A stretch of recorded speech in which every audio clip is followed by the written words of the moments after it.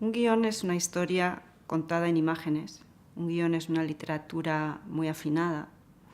Yo defiendo que el guión es literatura frente a mogollón de colegas que me lapidarían al oírme, pero si el teatro es literatura, el guión es el hermano pequeño, pero es literatura también. Además nos conviene a los guionistas escribir bien esa literatura, ¿no? Si un guión no es literatura, pues que venga el ayudante de dirección y lo escriba. Como hay que escribir un texto de 90 páginas como poco, puede ser de 80 también, digo, un guión de largo, nos viene bien escribirlo lo mejor que podamos. Entonces, un guión es una literatura muy concisa.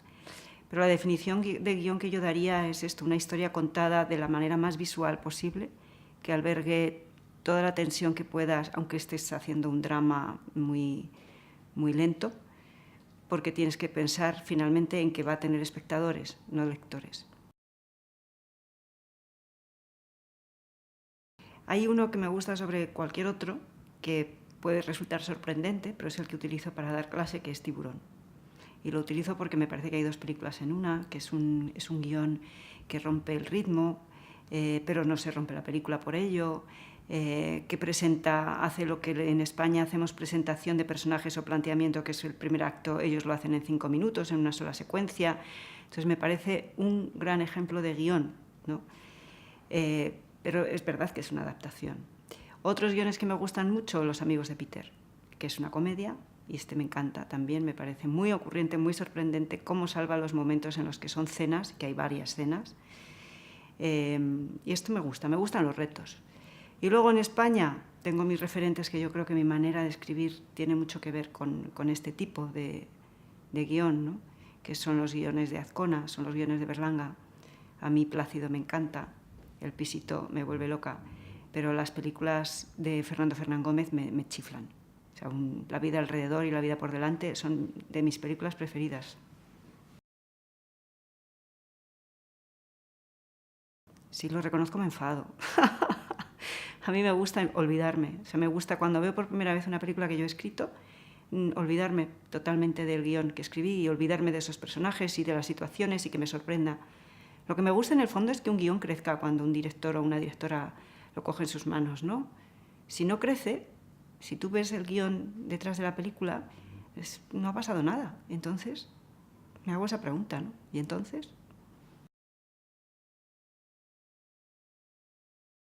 Yo creo que un guionista nunca se olvida del trabajo que ha hecho. Y creo que es útil, necesario y sano que en el momento del rodaje, y en el montaje no tanto, aunque un guionista debe estar en el montaje solo para aprender, ¿no? Eso que sobra, que no debes volver a hacer. Pero en el momento del rodaje hay muchas situaciones que han de cambiar por complejidades que surgen en rodaje. Si un guionista está cerca, a lo mejor se puede tirar de él. No es necesario que esté un guionista en el rodaje. Realmente a mí en un rodaje no me gusta estar, porque me parece que como el director ya te tiene confianza, si tiene que gritar a alguien, te grita a ti primero, y no me gusta estar en el rodaje. Pero entiendo que haya directores y directoras que prefieran que esté el guionista en rodaje por si hay que cambiar de repente una situación, una secuencia o diálogos que no se pueden decir. Y luego, en el momento de la preproducción, realmente un guionista es muy útil, porque si se han cambiado localizaciones, o si una localización muy grande, un castillo, por ejemplo, se puede utilizar para otras situaciones y otras localizaciones que no parezcan ese castillo, el guionista, si sabe cómo es la localización, puede de repente albergar muchas secuencias dentro de esa localización también y puede abaratar los costes del rodaje. Yo no entiendo esa figura del guionista que debe desaparecer una vez que entrega el guión. Pues, no es muy útil.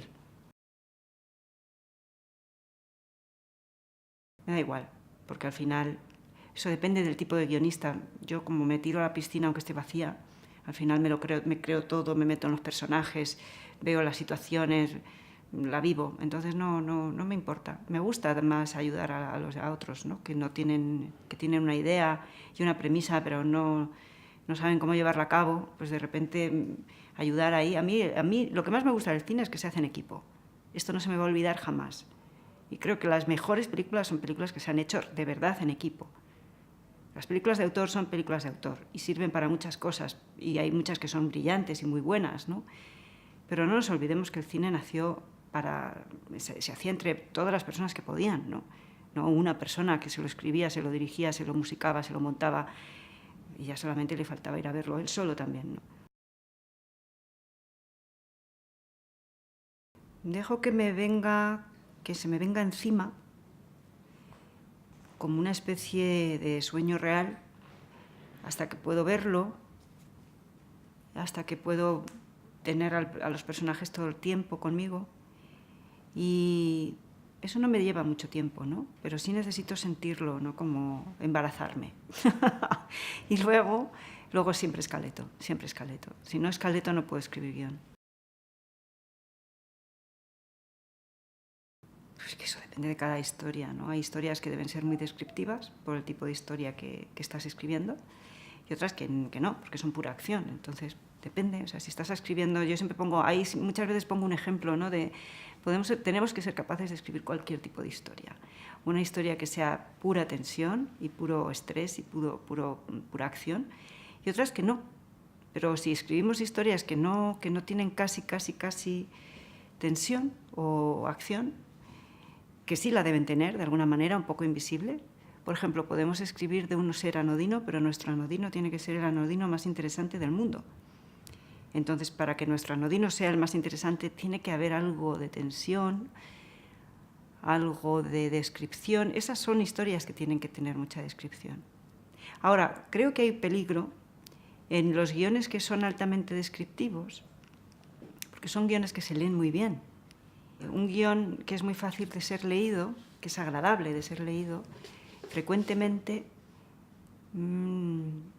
cuando se convierte en película, le faltan muchas cosas. Es como si lleváramos una novela al cine sin haber sido adaptada a guión, ¿no? Entonces, esto ha pasado muchas veces y con guiones no voy a dar nombres, pero guiones que he leído que estaban muy bien, que ha leído mucha más gente que se decía, este guión es maravilloso. Y luego la película dejaba chafada a la gente, ¿no?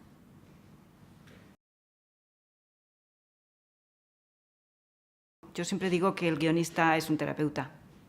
Y entonces lo primero que yo hago cuando trabajo con otra persona es casi un trabajo psicológico, es ver, este pulso que se hace, ¿no? De ver cómo puedes, o sea, qué espacio tiene que colocar cada uno, ¿no?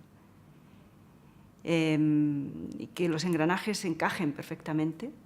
O sea, hay como unas semanas previas de encajar el uno con el otro, ¿no? Hay personas que no son fáciles, que no quieren, no se dejan, y hay otras que sí. Y entonces te amoldas a esa manera de trabajar y a por ello. Que son aburridos. Son aburridos y tediosos. Yo me aburrí muchísimo cuando estudiaba guión leyendo, es que me caía, leyendo estos manuales me caía dormida sobre los libros. Entonces decidí que no podían ser así. Y empecé a leer manuales de guión norteamericanos, y me di cuenta que los hacían de otra manera diferente. No era solo teoría y no era tanta teoría, estaban escritos de una manera muchísimo más ácida, más amena, y siempre ponen ejemplos.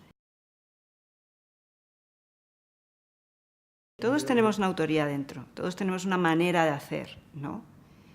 Es muy difícil, supongo que puede haber, pero es muy difícil que haya un autor, ya sea guionista, ya sea director, que sea camaleónico, ¿no? Y que hoy escriba un guión de una manera y mañana o dentro de un año no se note en absoluto que ese guión fue escrito por la misma persona. Eso es muy raro, porque todos tenemos nuestra manera de escribir, de ser, de pensar y de querer. Y eso se te nota, siempre se te nota.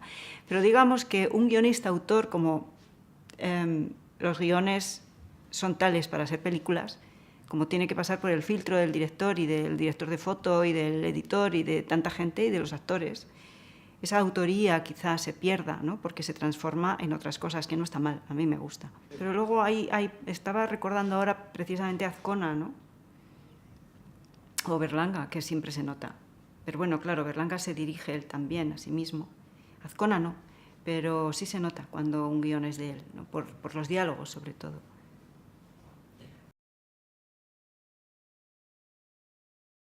Es una leyenda urbanísima. Yo creo que los escritores y escritoras no tenemos miedo al folio en blanco. Tienen las personas que no son escritores y quieren escribir. O sea, un director o una directora que se mete a guionista, puede tenerle miedo al folio en blanco. Un escritor no. Yo ante el folio en blanco estoy feliz voy a empezar una nueva historia. Esto me da mucha libertad, con lo cual me siento feliz del todo.